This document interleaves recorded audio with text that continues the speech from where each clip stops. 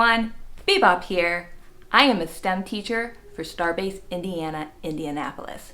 And today, I'm going to teach you guys just a little bit about an area of science called genetics. You've probably noticed that there are things about you that you got from your parents. Genetics is a branch of biology that studies how and why you got these things from your parents. And by got, I mean you inherited them.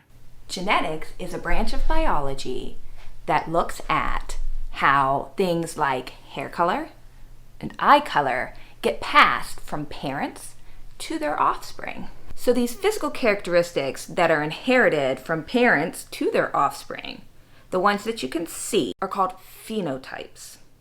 What determines whether or not you get, blonde hair from your mom, or maybe your dad has brown hair and you get brown hair? What determines that? Or maybe you didn't get blonde hair or brown hair. You got a completely different color hair. How did that happen? It all starts with something called deoxyribose nucleic acid, more commonly known as DNA. And this genetic code is made up of sequences called genes. Different genes encode for different physical traits and other traits too. But these physical traits are what we are going to talk about today, these phenotypes. Your DNA is organized inside of you, inside of your cells, in 23 pairs of chromosomes. And they look like this. Now, the genes for specific things are located on specific chromosomes. Your chromosomes are made up of these two arms, which are called chromatids, and they're identical to one another. They have the same kinds of genes that code for the same sorts of things. Let's pretend that these are two chromosomes, okay? Each one is made up of two chromatids, okay, and they connect like this, right? And then these beads at the bottom code for what we've been talking about. We'll just say hair color. So the blue one codes for blonde hair, and then the silver one codes for brown hair. Now they both are genes that code for hair color. Then maybe over here, here's your other parent. Okay, one parent, this is the other parent, who also has the two genes for hair color. During a whole bunch of processes where your DNA is replicated and mixed together and mitosis, meiosis, blah, blah, blah, all that stuff. Eventually, you're going to end up with one chromatid from each parent that's going to make up this chromosome in your body. You got the blonde hair from the pink parent and the blonde hair from the green parent, which means you would have blonde hair. The activity that we're going to do today, baby dragon Punnett squares, this worksheet, and you should have these materials, colored pencils, specific colored beads, and a cup to hold the beads in. You might also want a plate so the beads don't fall off the table when you're using them. Because what we're going to do is we're going to pretend we are genetic counselors. We are going to pretend that we have dragon parents, and they want to know whether or not, based on their genotypes, what specific traits their baby dragon might get. Now, we can't tell them always for sure based on their genotype, but we can tell them the percent chance that their baby dragon will or will not have these things that the parents want to know about.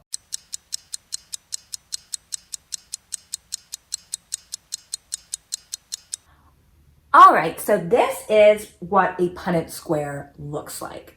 At the top of the Punnett square here, this is going to be the first parent's genotype. So the first parent's genotype is BG. So the B is for blue scales and the G is for green scales. Now it just so happens that parent 2's genotype, which is here, is the same. So they both have the same genotype. When these two parents have a baby, we have all these different possibilities. Because remember, talked about the chromosomes and the parents both have their own, and then blah, blah, blah, blah, right? And they're going to change, and then it could be like this, or, you know, it could be like this. You know, there's different possibilities. This is going to show you those possibilities, those possible crosses. The first square here, you're going to get from parent one, the first possible cross, okay, is from parent one. So you would get a B from parent one and a B from parent two. And so the possibility here is for it to have both blues from both parents. The second possible outcome, crossing the parents, is that you're going to get a B, the blue, from parent one, and a green from parent two. So then it would be a green and a blue. So this is your possible for this one. So far, we have two possibilities for the genotypes that the baby dragon could have. I want to see if you can figure out the other two on your own.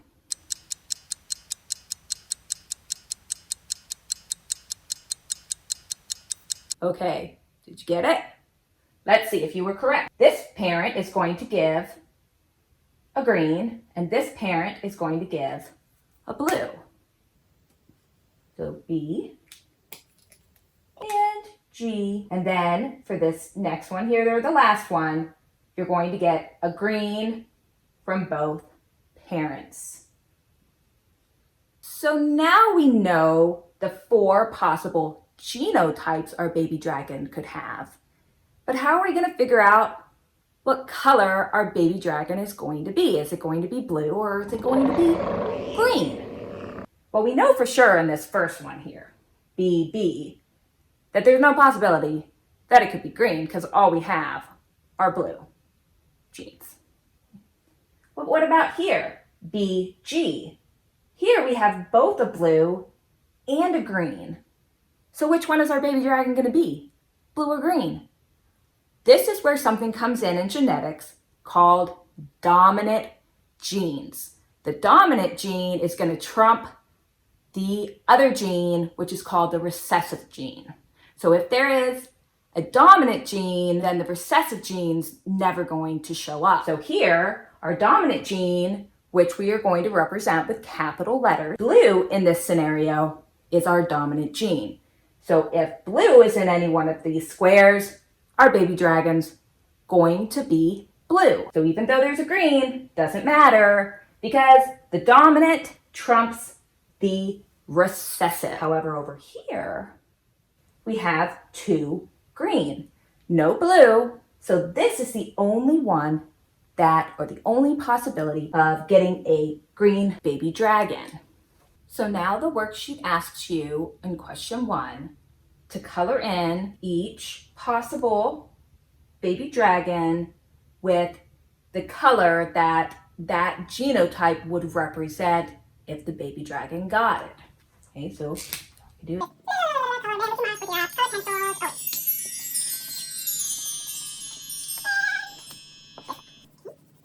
Then the worksheet asks you, what is the chance that the baby dragon will have green scales? Here, 3 of my boxes are blue and only 1 is green. So what would the fraction be for a percent chance that the baby dragon would be green? 1/4. Very good. The next question, what color scales did the parent dragons have? So both the parents had the same genotype, BG and BG. So what color were the parents? Yeah, they're blue because they had this dominant blue gene. So the green was masked by the blue. So now we're going to pretend that an actual baby dragon was born from this parent cross. Remember, there's only a 1 in 4 chance that the baby dragon could be green. So what we're going to do is we're going to take 3 blue beads. These represent the phenotype. So these are blue scale dragons. And then the green would be the green scales. I'm gonna put them in a cup. You're gonna shake it up. And then, no peeking, don't look. You're gonna reach in there and pull out what color the imaginary baby dragon is going to be. And look, my baby dragon is blue. What was your baby dragon? And that's question number 4 on your worksheet. For question number 5 on your worksheet, it says, what % chance was it that the baby dragon would get whatever scale color you pulled out? So what % chance is it that it would get that bead color? Not my bead color, unless you got my bead color. Then question number 6 is asking, what are the possible genotypes your baby dragon could have had based on the color bead that you pulled out? So remember, there are a couple different genotypes that your dragon could have had if it was blue, but only one if it was green. So go ahead now and fill those in. All right, once you've finished finding out what color your baby dragon is going to be, about midway down on the second page, we're going to start the second trait identification. So now we want to know what color our baby dragon's wings are going to be. The Punnett square on that page shows you that parent 1 is R for red wing and W for white wing. This is a genotype, but this time parent 2 has a different genotype than parent 1. So parent 2 is little w, so white wing is going to be our recessive gene, and red is going to be the dominant. So what I want you to do, as I didn't give you a hint this time on the worksheet, I want you to fill in these 4 boxes and see what you get. So go ahead and do that, and I'm just gonna wait while you do that.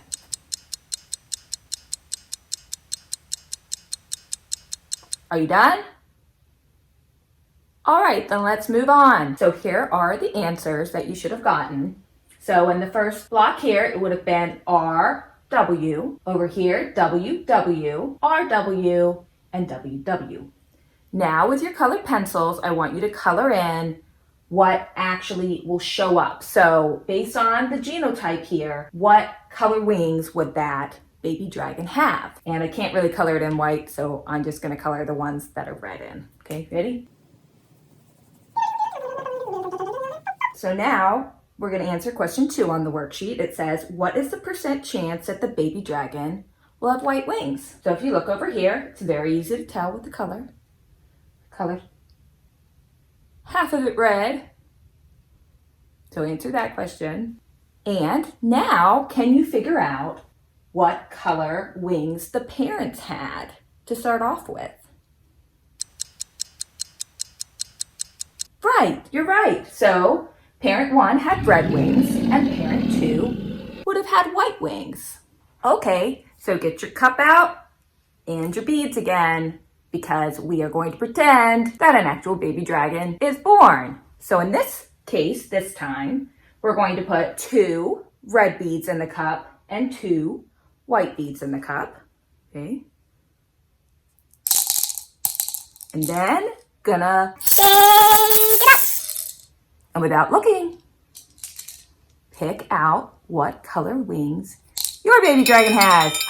My baby dragon has red wings. What color wings does your baby dragon have? Okay, now answer question 4 based on what your baby dragon's wing color was. And this is down at the bottom of page 2. Question number 5, what % chance was it that the baby dragon would get this color wings? Now this is going to be the same % chance regardless of what color you pulled out, right? So answer that question. And then question number 6, what genotype does your baby dragon have based on the color bead that you pulled out? So just like we did before, you're going to figure out what different genotypes your baby dragon could have had if it got whatever color it got. So we're going to do one more cross for a trait. This time, Well, first of all, it's on page 3, so make sure on page 3. This time, we are going to try and figure out whether or not the baby dragon is going to have a horn. On your Punnett square, you'll see that parent 1 has capital G, which is for having a horn. And it's a capital G, so this is my what trait? My dominant trait. That is correct. So parent 1 has 2 dominant traits for having a horn, but parent 2 has an S and an S, a little s. So this is my what kind of trait? Recessive. Okay, this is my recessive trait. So parent 2 has a recessive trait. So go ahead now and fill in your 4 blocks and see what you get. Look at that! This cross between these 2 parents led to all baby dragons having the same genotype. So now let's color in the squares with whether or not it would have a horn. And if it would have a horn, we're going to use a green marker. Question number 1 says, each of the genotypes in the 4 box represent a possible genotype for one baby dragon. What is the % chance that the baby dragon is going to have a horn? Well, that was easy. 100% chance. Question number 2. Did parent 1 have a horn? Yeah, parent 1 had a horn. Did parent 2 have a horn? No, parent 2 did not have a horn. So fill those in. Question number 4 is, what color beads would you put in the cup this time? You're right, all green. So you really don't have to put them in this cup. And shake them up. Because you're always going to get a green one out, right? And question number 5 is, was it possible that your baby dragon would ever be hornless from this parent cross? Was it possible? No, it was not possible. Okay, and then question number 6 is, what 2 genotypes would parent 1 need for a chance that a hornless baby dragon could have been born? Congratulations! You now know what your baby dragon looks like based on the beads that you picked out of your cup. So at the bottom of page 3, you'll see your cute little baby dragon right there. On the side, write in the scale color, whatever scale color your baby dragon got, the wing color, and whether or not it had a horn. Then you can go ahead and color in your baby dragon based on the bead picks that you got. All right, that's it for my lesson today, and I hope you had fun. Now, I know that this was just a lesson about imaginary dragons, but these are real genetics concepts that can be applied to other things that are real. So, hope you had fun. For being